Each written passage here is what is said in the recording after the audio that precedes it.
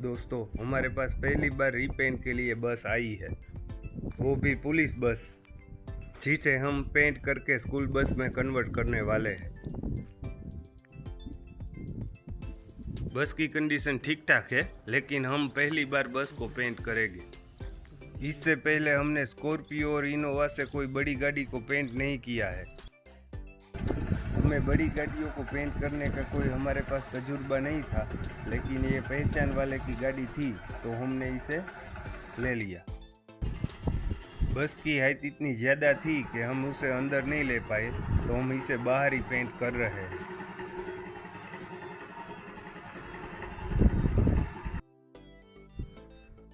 बस के final shot आप देख सकते हो। बस आपको कैसी लगी वो मुझे ज़रूर बताना। बस को पेंट करने में हमें 30,000 रुपये का खर्च आया।